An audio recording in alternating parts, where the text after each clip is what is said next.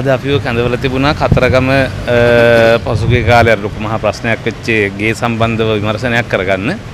ඉතින් ඒකෙදි අපෙන් විමසා සිටියා කිරිවෙහෙර මේකට සම්බන්ධද කියලා.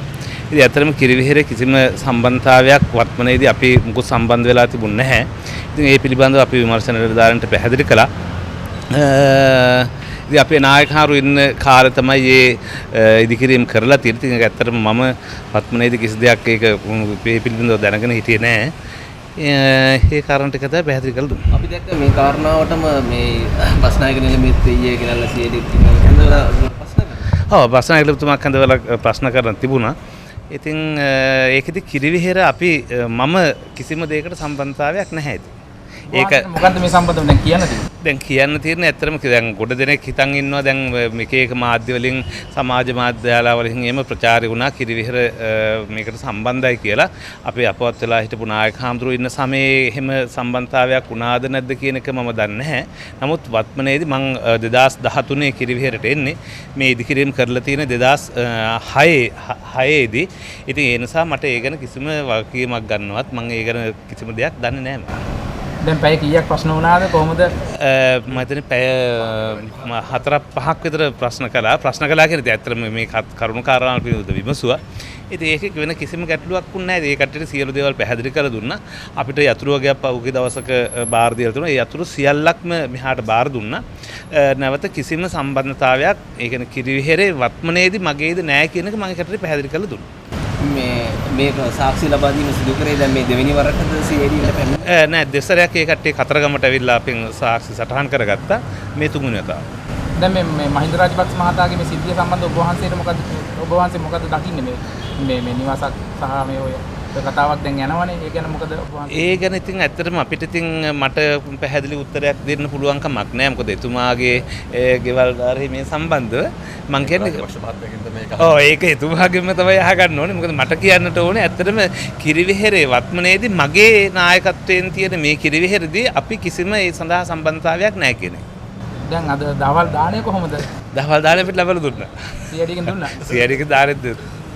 දැන් මේ මොකද මේ යන ක්‍රමය ගැන මොකද හිතෙන්නේ? ආණ්ඩුවේ ක්‍රමය සහ ඔබ වහන්සේලා කැඳවනවා මොකද්ද මේ ගැන? නෑ ඒක ඉතින් ඇත්තටම වරදක් නැහැ. කැඳවල ඉතින් සියල්ල ඇත්තට හරියට දැනගන්න ඕනේ. එහෙම නැත්නම් මේක රටේ මිනිස්සු අතරත් විවිධාකාරයේ මතිමතාන්තර ගොඩනගෙනවා.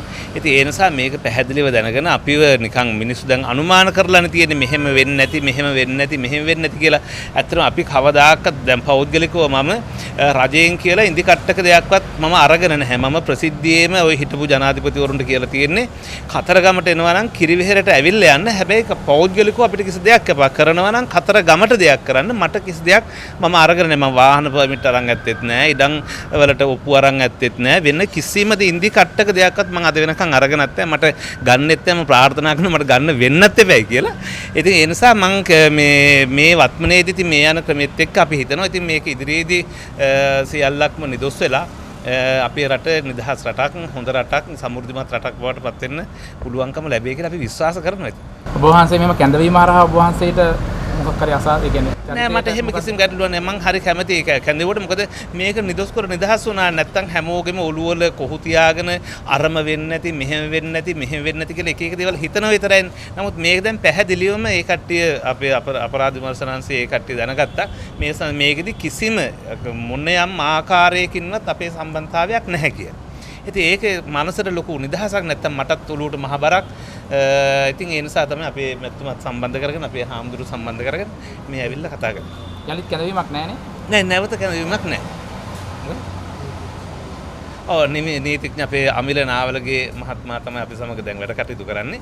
ඉතින් එතුමාත් මේකට සම්බන්ධ කළා. එතුමා මට අවශ්‍ය කරන නීති උපදෙස් ටික ලැබලා දුන්නා. මෙහෙම අපි ගිහිල්ලා හාමුදුරනේ කතා කරමු කියලා. ඒ හින්දා ඉතින් කිසි ගැටලුවක් නැහැ. අපේ හැමතෙම මේ දේශබන්දු දෙන්නකොන් මහතා ගැනත් විමසුවද? නෑ දේශබන්දු දෙන්නකොන්ගේ මහත්මයා ගැන විමසුවෙත් නෑ. ඇත්තටම මම ඒ පිළිබඳව කියන්නේ කිසිම දෙයක් දන්නේ නැහැ. මේ බස්නායක නිලමේ ගෙදරත් හදිස්සියේ මේ මාලින්ගඩ නිවස ඔව් එහෙම කරා කියලා මට ආරංචියක් ආවා. නමුත් ඒ පිළිබඳව ඉතින් ඇත්තටම මට කතා කරන්න දෙයක් ඇත්තේ මම මේ පිළිබඳව දන්නේ නැහැ. දැන් මහින්ද මහත්තයාත් එක්ක තියෙන සම්බන්ධකම් කොහොමද? එතුමා හම්බුණාද? කතා බහ කරාද? නෑ එතුමාත් එක්ක ඇත්තටම එදා කාලේ ඉඳලා අපි ඉතින් අර මේ රටේ හිටපු ජනාධිපතිවරයා හැරෙට අපි ඉතින් කතා බහ කරලා මෙයා කරන. ඉතින් එහාට අපි කිසි ගනුදෙනුවක් නැත. සාමාන්‍ය මට්ටම. ඉතින් එයාත් රටේ හිටපු ජනාධිපතිවරයෙක් අපි කතා බහ කරනවා. අපිත් ඉතින් අර කිරිවිහෙර නායක හමුදුරු හැටියට. ඉතින් ඒ වෙන්න ඕන වැඩ ටික කරගෙන වැරෙන්න. ඉතින් එහාට කිසිම සම්බන්ධතාවයක් නැහැ.